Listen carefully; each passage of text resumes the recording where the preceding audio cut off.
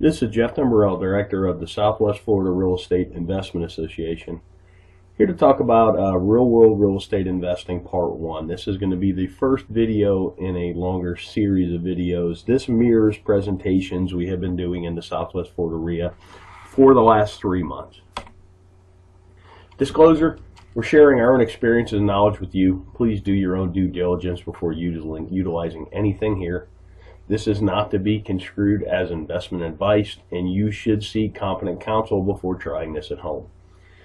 In the past 3 years, we've assisted and advised and had ownership interests in several private equity entities that employed over $14 million in capital in the Florida market, which gave us not only unique insight as to the amount of business we've done, it also gave us some great insight into how institutionalized investors employ capital. Number one, the key to being successful is to understand what you're there to do. In my opinion, this is the most important thing. There's so many people running around the world. There's a lot of people wanting to run around and try and do real estate investing. They take courses, they read books, they go to meetings, but they really don't know what they're there to do. They really haven't spent that critical time understanding what you're here to do, what's your mission, what's your goals. I mean, without having any goals, it's hard to achieve any goals, if that makes any sense. From our experience, the clearer the plan you have, you will be able to operate with a margin of safety. And that's the key word in this business, a margin of safety, because the ones that survive, last, and grow true wealth are the ones that don't make mistakes or make mistakes that you can recover from. Investing in real estate. Investment is the purchase of an asset or an item with the hope that it will generate income or appreciate in the future and be sold at a higher price. Keyword, the future, for investing. So what does that mean? The act of committing capital to an endeavor with the expectation of obtaining an additional income and or profit. That's what investing is. Something I've learned over the years, it's kind of like a narrative. It's a why in the road when you're talking to somebody that's in real estate. Are they a trader or are they an investor? Investors buy and hold. They get a return from the assets they own.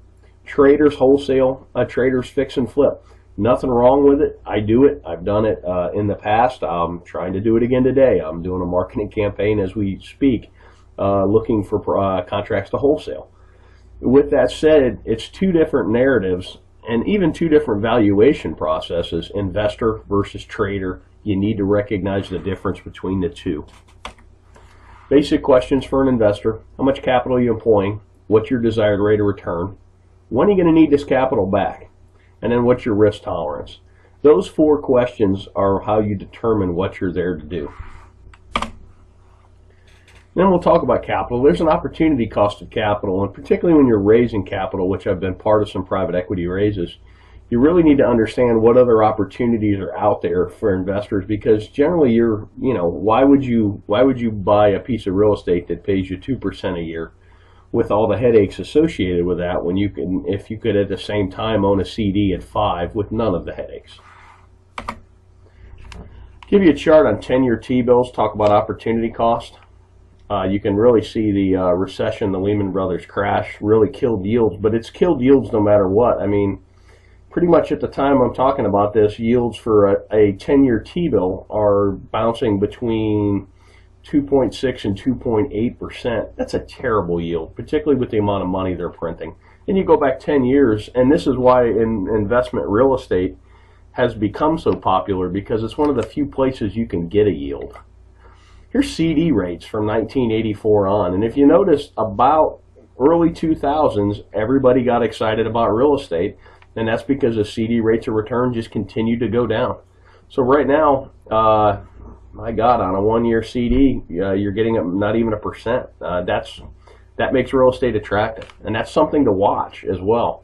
As CD rates and other rates on financial instruments go up, real estate may not appear as sexy, particularly to an investor who bought in the valley and bought right and has quite a bit of gain on the table. So opportunity costs in the real world. We already kind of talked about this. Most investors we know are looking for at least 6% a year. I know guys that are even looking for 15%, and that's a cash on cash, not an internal rate of return. That would be a whole nother video that could be a whole day's worth, understanding the difference between the two. But what here I'm talking about is a yearly cash on cash return.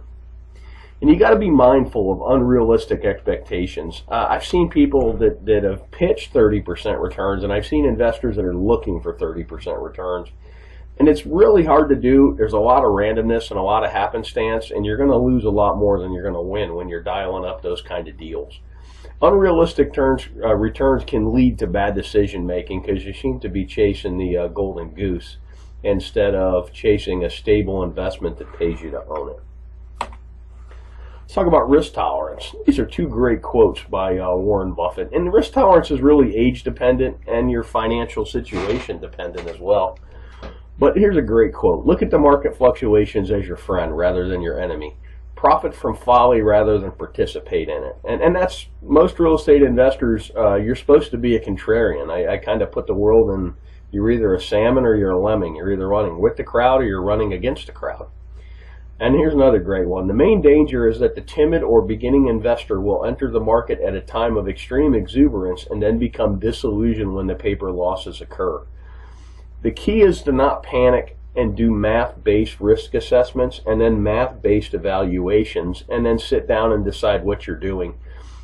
You could have bought a home in Cape Coral, Florida at the height of the market at $320 and paid cash, held it all the way through the crash, and still got a better rate of return than CDs, and it's a terrible investment because your basis is so high. Or if you trade it out, you would literally be losing money. But it's sad but you actually would have outperformed the CD, and that's kind of a interesting thing. We did some case studies of people that had bought at the top and had they held and if they had mortgages, and I think that video is on our YouTube channel as well.